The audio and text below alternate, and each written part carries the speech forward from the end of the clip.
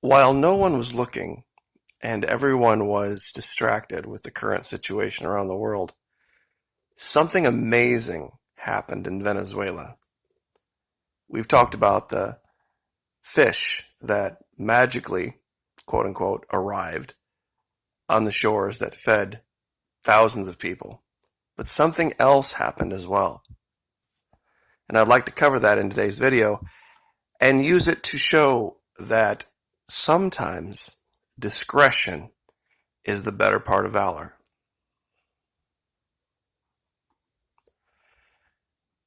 It's been a long time since I've had to sit across from somebody in a capacity as a military interrogator, but I can look in this man's eyes right here and know that he understands clearly now, no matter what happens, he will be remembered as an enemy of his people. It doesn't matter if Nicolas Maduro would leave power tomorrow, next week, next month, or ever. He will always be remembered as an enemy of his people. This is an article from Venezuela Analysis. Let me zoom this out real quick. Venezuela, Guaido, random guy named Juan, to use funds frozen in U.S. to pay loyalists $5,000 a month in salaries. You see, there's no way you get around what you're doing. There's no way you get around morally what you are doing when that's what the headline reads. When you literally have to bribe people to be on your side with stolen money, you know who you are. You know how history is going to remember you. And that's probably all that ever needs to be said again about random guy named Juan. He was a tool, he was a puppet, and as much as he tried to smile and put on the brave face, he can't hide it anymore. His cowardice will be his calling card. He will be remembered as the Benedict Arnold of Venezuela.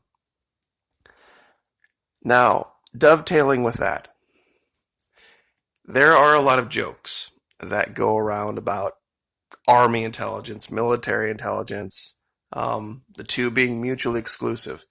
But I would like to ask you a question.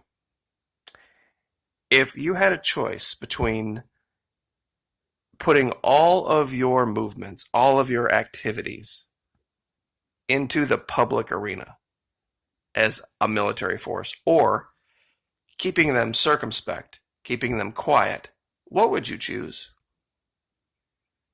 Any good commander would choose, of course, keeping all of his movements, activities, and mission goals quiet, as opposed to letting everyone know. Well, if you could employ people to find out what your enemy is doing and what their goals are and how they are deploying, what are their weaknesses, what are their strengths, while simultaneously keeping yours quiet, wouldn't you do that? You see, that's the goal, that's the mission of military intelligence, army intelligence specifically. My past was human intelligence. And really, when you get down to it, human intelligence, electronics intelligence, it's all really human intelligence.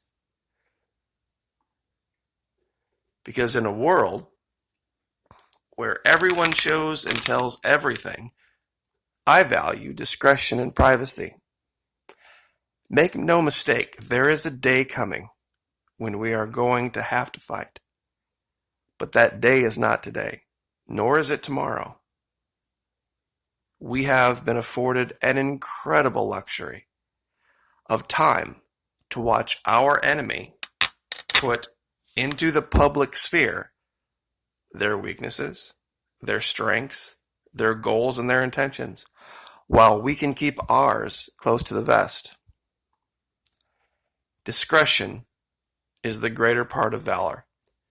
This is a very well-known saying from Shakespeare, King Henry IV, that it's not always the best idea to go run out and every opportunity you identify an enemy to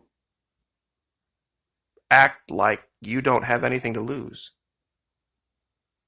There's a story out there about a woman who believed 5G to be her enemy. And so she decided to go out with some type of a ballistic weapon and start plinking away at a tower. You see, we can't stand with those people. Regardless of your opinion on that subject, you cannot stand with someone who has that little discretion. The discretion of a man makes him slow to anger. It is his glory to overlook an offense. The Holy Bible, Proverbs 19:11. And make no mistake, choose your friends carefully.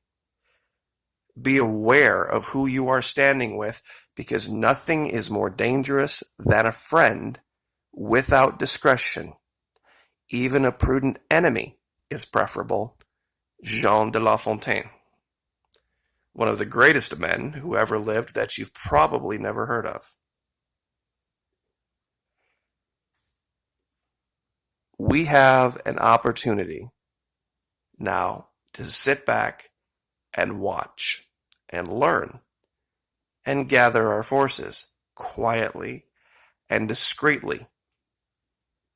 We don't need smartphones to know who our friends are.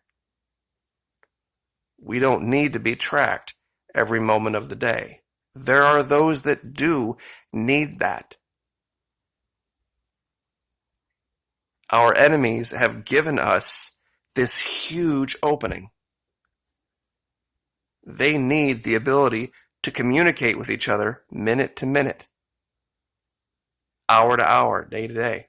We don't need that. Because when we come together as a group and we're of the same mind, we don't need to constantly be looking over our shoulders, do we? Because if I am of a certain mind and you are of a certain mind, and we are in one accord, as the Bible says, we don't have to question what each other is going to do in any one particular given situation. That gives us a huge advantage. How many of you have had something fall out of your mouth and realized, oh my God, I should not have said that? Because it does act like a sword. Wit without discretion is a sword in the hand of a fool. And there's never any taking it back.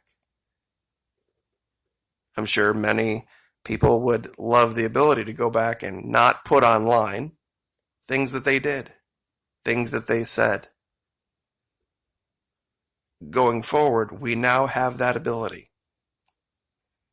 If you have it within you to get off of Facebook, get off of Twitter, get off of whatever social networking site that you're on, do so immediately. Make personal contact with those who you value and maintain the contact, believe it or not, in real life. It exists. And that simple act, that simple thing, is going to give us such an advantage militarily and every other way that our enemies will have no idea how to deal with it. That's why I've said for a long time, we stand no chance in a war in South America. That's why there's never been one. Their human intelligence connections down there are so ingrained. They're generational. We will never be able to win. Never. Because regardless of whoever's in charge of the government of Brazil, Peru, Colombia, Venezuela, they have a whole different level of operation down there that's not seen. That can never really, truly be broken. You could turn the light switch off tomorrow, meaning deprive them of electricity tomorrow, and they would still have those connections. And this is why. Poverty is a wonderful thing. It sticks to a man after all of his friends have forsaken him. They understand that their true wealth lies in their family. Their true wealth lies in their connections to those around them, not in what they have. We've lost that here. And it's the curse of the rich. It's not new. This has happened throughout history multiple times. When we start taking coins and stamping the image of men's faces on them, or the names of governments, and then start assigning value to that simply because that's what's on it. That's the road to perdition. The pride of youth is in strength and beauty. The pride of old age is in discretion. We are going to have to embrace discretion as our greatest ally. Because no one stays young forever. But you can always be discreet. I'll leave with this. Thomas Jefferson, I know of no safe depository of the ultimate powers of the society but the people themselves. And if we think them not enlightened enough to exercise their control with a wholesome discretion, the remedy is not to take it from them, meaning those powers, but to inform their discretion. Meaning that we should always leave it up to the smallest group of people possible to make the decision for that group of people.